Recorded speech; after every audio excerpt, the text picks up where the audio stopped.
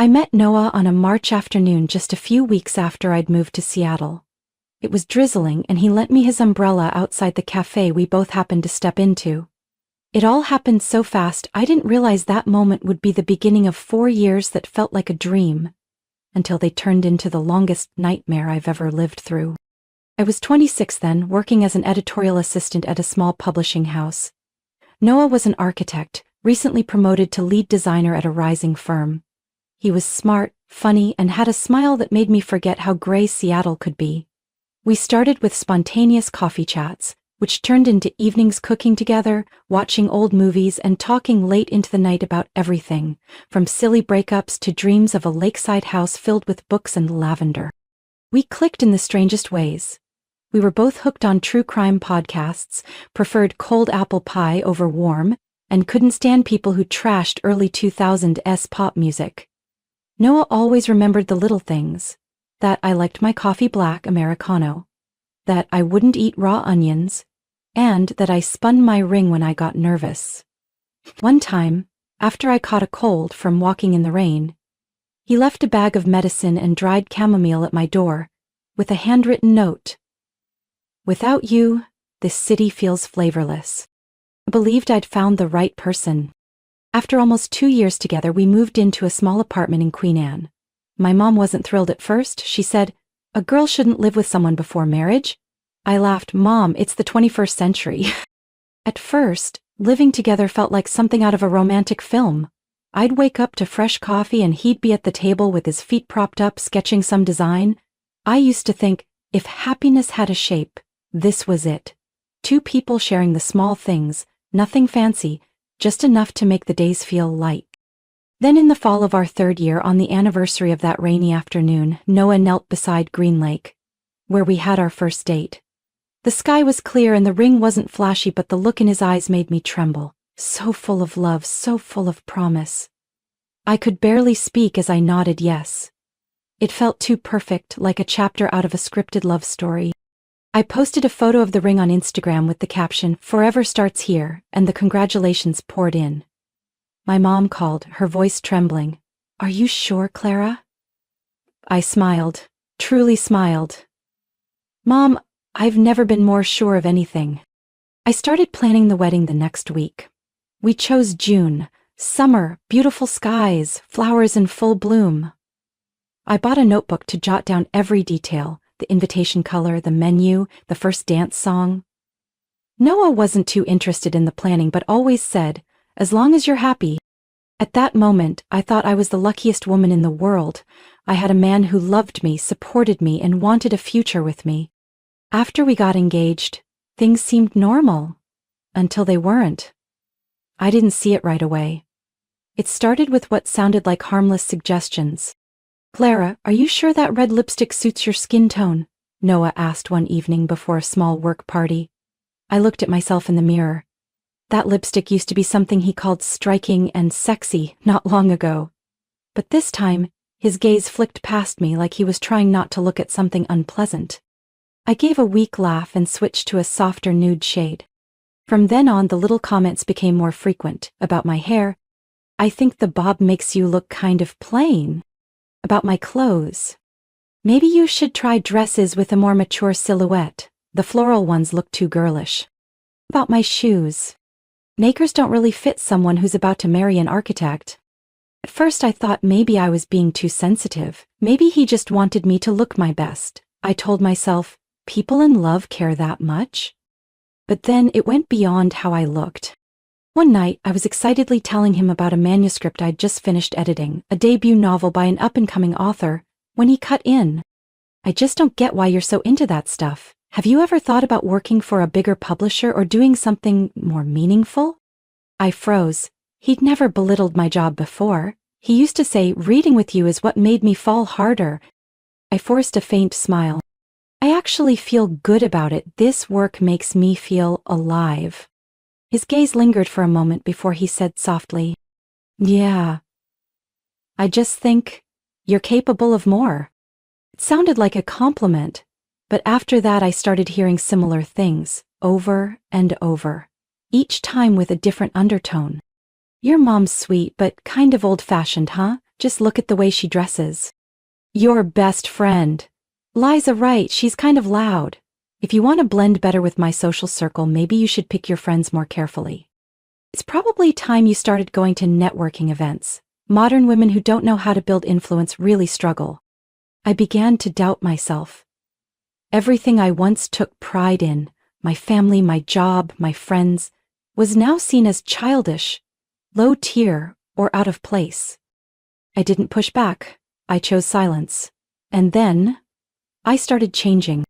I cut my long hair to a shoulder-length straight style. I started wearing white button-downs and slacks even though I still adored those soft-waisted floral dresses. I signed up for a creative writing class downtown, not because I wanted to, but because Noah had once offhandedly said, "Why don't you try writing something meaningful instead of just fixing other people's work?" He never asked me to change, but somehow I still did, just to feel like I was worthy of standing beside him. I began staying up late to finish online courses on culture, art history, and Italian. The language, he said, sounded elegant. I don't remember when exactly trying to make him proud turned into a never-ending race, one that left me breathless at every step. Whenever I tried to open up, he would smile and say, "Clara, you're being too sensitive. I just want what's best for you." Then one night I came home late after class holding a box of hot food, hoping he'd smile. But instead Noah sat on the couch, his eyes colder than I remembered. "You should have told me you were going to be late," he said flatly. "We're getting married. You can't just live on impulse anymore." I just gripped the food box tighter, unable to speak. There was less than a month left before the wedding. I had chosen my dress, sent out invitations, and booked the reception at a restaurant by Lake Union that I'd loved since I first moved to Seattle. Everything seemed to be going according to plan. But the closer the day came, the more distant Noah became. He skipped most of the family gatherings, constantly postponed planning sessions for the wedding, blaming it on too much work. I felt like someone planning a birthday party for a person who couldn't be bothered to show up. I told myself, maybe he's just stressed. Don't make a fuss. But that "don't make a fuss" mindset had kept me silent for far too long. And then that night came. That day, I had just gotten back from a dress fitting, holding a candid photo of the custom gown I'd been tailoring for 3 months. I was excited to show it to Noah. "I don't want you to see it before the big day, but I think you'll like it. It's light, simple, and the neckline's high, just how you like it." Noah cut me off. "Are you not planning to wear something more extravagant? My mom said she's worried you'll pick something too plain." I froze. The smile was still on my face, but it began to droop. "What do you mean?" Noah sighed, then set his glass on the table like he'd been holding something in too long. "Clara, we need to talk." I nodded, uneasy. "I think maybe we should take a break. It's not that I don't love you, but I'm starting to realize you might not fit into the life I'm building." I couldn't say a word. A chill spread down my spine. "You're a good person," he continued, "but you're too simple, Clara. Your family too. When I think about events, client dinners, big galas, I'm not sure you'd represent the right way. I need someone who can walk with me in both life and career, and you're just not quite there." I let out a laugh. I couldn't believe what I was hearing from the man who once said he'd walk beside me for life. He frowned. "What's so funny?" I shook my head, eyes wet but no tears falling. "Nothing, it's just, you used the word not quite right to describe the person you proposed to less than a year ago." Noah stared at me silently, maybe waiting for me to cry or yell. But I didn't. I simply stepped forward and gently placed the photo of the dress on the table. "Then let's not get married," I said, my voice eerily calm. "Not because I'm not worthy, but because I don't have to prove myself to someone who's forgotten who I am." I turned, walked into the bedroom and pulled out the small suitcase I'd kept in the closet. Everything moved slowly, but my mind was blank. When I returned to the living room, Noah was still standing there, saying nothing. I paused at the door. "You once said I was the gentlest part of your life, so let me help you feel light for real." I closed the door behind me, each step down the stairs feeling like I was walking away from a play I once thought I was the main character in, only to realize I'd been a side role in someone else's script. That night, I didn't go back to my rental apartment. I went straight to Liza's, my best friend. She opened the door, saw my red eyes and small suitcase, didn't say a word, just held me, for a long time. It took me 4 years to love someone, and only 4 minutes to realize that person had never really seen me. I officially canceled the wedding the following Monday morning. Called the restaurant, emailed the event planner, texted apologies to guests who had received invitations. I did it all in silence, step by step, like removing a wedding dress I never got the chance to wear. My mother found out after Liza called her. She didn't say much. She simply showed up at Liza's, held me tightly, and took me back to her house in Tacoma for a few days, where I could sleep without anyone asking, "Have you changed your mind yet?" or "Should you forgive him?" But I knew I didn't need more time to think. That decision didn't come from anger, it was the result of months of quiet pain.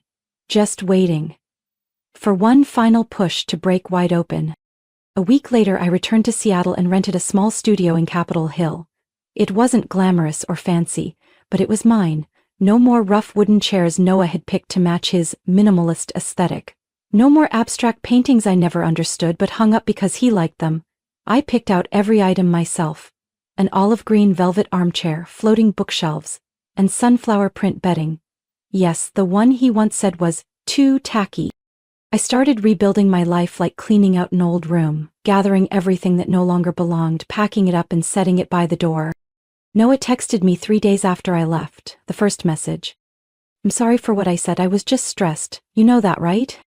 The second one came a few days later. "We've been through too much to just let it go like this. I know we can fix it." The third, after nearly a week of silence from me. "Clara, don't let a moment of emotion destroy everything. You'll regret walking away from the one person who truly loves you." I left the message unread. Still, there were nights when I'd jolt awake at 2 a.m., heart racing, hand reaching out by habit to the right side of the bed. Then I'd remember. No one was there anymore. There were times I'd walk past the old cafe in Fremont where he first handed me that umbrella, and catch myself standing there longer than I should. Feelings don't vanish overnight. They melt, slowly, like ice dripping into your palm, cold, numbing, but eventually gone. I decided to see a therapist. Dr. Marla, 20 years older than me, had a voice like she was listening to the entire world at once. After a few sessions, she didn't ask, "Why did you endure it for so long?" She just gently said, "Clara, you don't have to be strong all the time, but you do have to be honest with yourself." I started writing again. Not work emails or to-do lists, but journaling. I wrote about the days when I was still in love, about the unnamed wounds, and about the strange freedom I was beginning to feel with each breath. I returned to painting, a college hobby that Noah once dismissed as a waste of time going nowhere. I bought watercolor paints and sketch paper, and spent Sunday afternoons in Seattle's rare sunlight, coloring in scenes that didn't have to be perfect. I also called old friends I'd drifted from just because Noah said they didn't match his vibe. They were surprised to hear from me, but things flowed more naturally than I expected. One evening, as Lisa, Kevin, and I sat on the floor of my new apartment, eating pizza, listening to old songs, and laughing like people who didn't have to walk on eggshells, I realized I had been playing a role that was never meant for me. Noah still texted occasionally, sometimes just one line. "You doing okay? Saw the painting you posted? Still using the watercolor set I gave you?" I didn't need to lash out or block his number. A calm, deliberate silence can sometimes be the clearest ending. Then, on an April morning, I woke up in my sunlit apartment, poured myself a cup of coffee, and instead of curling up on the couch like usual, I opened the window and watched the maple tree unfurling its first leaves of spring. I stood there for a long moment and realized I wasn't trying to impress anyone anymore. I met Wyatt on an early summer night at my best friend Lisa's birthday party. I had just turned 30, my hair pulled back, wearing a moss green dress that once got called tasteless at someone else's party, his party. Wyatt was an old coworker of Liza's brother, recently relocated from Portland to Seattle. I didn't pay much attention at first. Just a tall guy with a neat beard wearing a simple button-down, mixing drinks for friends like he owned the place. We didn't actually talk until I accidentally spilled wine on my own shoes. He passed me a napkin and offered gently and said, "No worries, at least you didn't spill it on the host's vintage rug." I laughed. Not because the joke was brilliant, but because of his eyes. unjudging, not clinging to me like some cheap flirt. Just calm, easy, like a summer breeze on a stuffy day. We ended up standing near the balcony for almost an hour talking about things unrelated to marriage, careers, or lofty goals. I told him about the Thursday art class I'd just signed up for, and he told me about the old truck he was fixing up every weekend. No judgment. No one trying to sound impressive. "Clara, you seem like someone who knows how to start over," Wyatt said after I shared a bit about my breakup, without diving into the details. His voice didn't carry pity, just quiet recognition. And that made me feel lighter. The next day, he texted not something like, "I dreamed about you all night," like guys from dating apps used to send, but simply, "I looked up that cafe you mentioned. They've got sea salt chocolate cake. Want to try it this afternoon?" I said yes before I even stopped to wonder if I was ready. And so we kept meeting. Once a week, then twice. Quick coffee runs turned into afternoon park walks. Then into quiet dinners where he made pesto pasta from his mom's recipe. I never felt anxious replying late to his texts. I never felt the need to prove anything. He didn't ask about my ex, didn't compare, didn't pry, as if he understood the past should only be mentioned when the person living it chooses to share. I still remember clearly the night he came over, just after I'd finished an oil painting. 5 straight hours of focus. The paint was still wet. I was wiping my hands when he walked in, paused at the easel, and said softly, "Not everyone dares to live the thing that brings them joy. I admire that." I wasn't used to being seen that way. I gave him a quiet smile. "Thank you," I said, with something warm and certain blooming quietly inside me. 3 months later, he hesitated, then asked, "If you're spending every weekend at my place anyway, do you think officially moving in might save us the trouble of packing each time?" My words didn't come right away. But the next day I brought over 3 books, 2 sets of pajamas, and the fuzzy blanket I loved. Not a full move, but an unspoken yes. We lived together like we weren't trying too hard. He'd leave a sticky note in my lunchbox, "Don't forget to drink water." I'd leave thick socks by the door each morning because he always left earlier than I did. Those little things, no one asked for them, they just became routine. It had been so long since I felt fully alive around someone. Not the kind of love that makes your heart race from anxiety, but the kind that steadies it, makes it feel safe. The first message from Noah came on a Saturday afternoon while Wyatt and I were walking through the Ballard Farmers Market. Short, no greeting, no emoji. "I heard you're seeing someone. I wish you happiness, but if you ever want to talk, I'm still here." I stared at the screen for a while. The sun glinted off Wyatt's hair as he stood waiting while I picked out dried lavender. Caption. I didn't reply. A few days later, a missed call. Then another message. "I shouldn't have said those things, you know that, right? I was just under pressure. I miss you." I placed my phone face down on the table. 10 minutes later, Wyatt walked into the room, noticed the look on my face, and gently asked, "Everything okay?" I hesitated for a second. Then I handed him the message. Wyatt read it, nodded, no follow-up questions, no furrowed brows, no repeating "Are you going to reply?" like someone once did. He just said, "I don't think the past needs to be erased. But I also believe you're strong enough to know what's worth keeping." I put the phone away, didn't say anything, but inside everything stirred. I used to dream about getting an apology, about Noah realizing he'd been wrong. I thought that if it ever happened, I'd feel like I'd finally won, like justice had been restored to my heart. But when it really came, all I felt was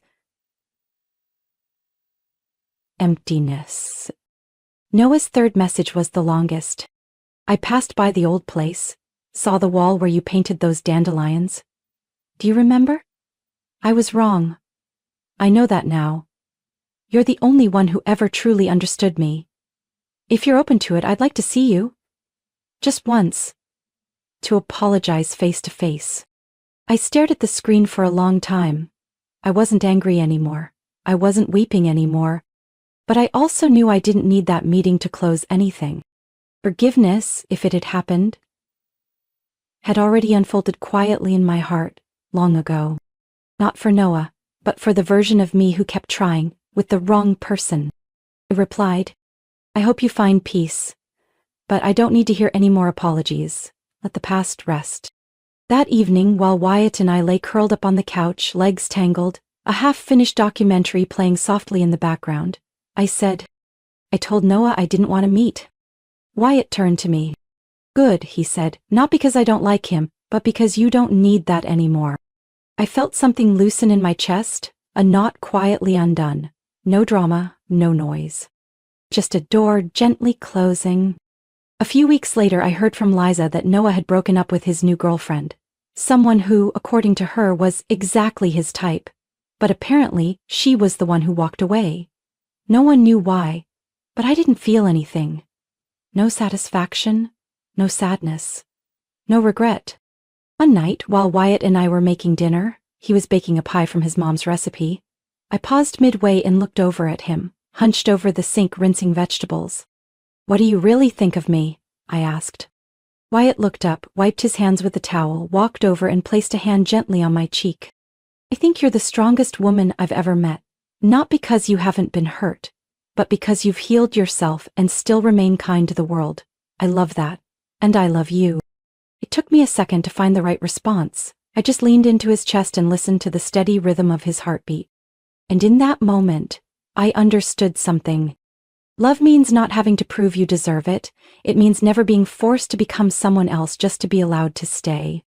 Our housewarming party took place on a lightly sunny Saturday afternoon in the first home Wyatt and I picked together, painted together, and even had a small argument over the mustard yellow armchair he said was too loud. We didn't invite many people, about 20 guests, just close friends and family. Monica brought her signature lemon cheesecake, which she proudly called her social weapon. Wyatt set up everything in the backyard himself. Recycled wood tables and benches, string lights and lavender pots lined perfectly along the fence. Around 4 p.m. I was in the kitchen preparing a tray of juice when Monica walked in, still holding a soda can, her expression unusual. Clara, she said quietly. Noah's outside. He showed up, he brought a bottle of wine. I froze, one hand still gripping a half-filled glass. Was he invited? Monica shook her head. I don't know who invited him, but judging by how he looks, I'm guessing he came unannounced. And I think he's already had a drink. I exhaled slowly, then nodded. Let him in, but don't let anyone pour him more wine. When I stepped into the yard, Noah was standing near the buffet table, white button-down, wrinkled, face flushed, fumbling with the cork of his wine bottle. Everyone politely looked away. Wyatt, who had been chatting with his cousin, glanced at me. Waiting for a cue? I walked up. Noah, I said calmly, hello. He looked up, eyes unfocused for a moment, then forced a crooked smile. Clara, you look, well. No words, just a small gesture toward Monica. I simply gestured toward Monica.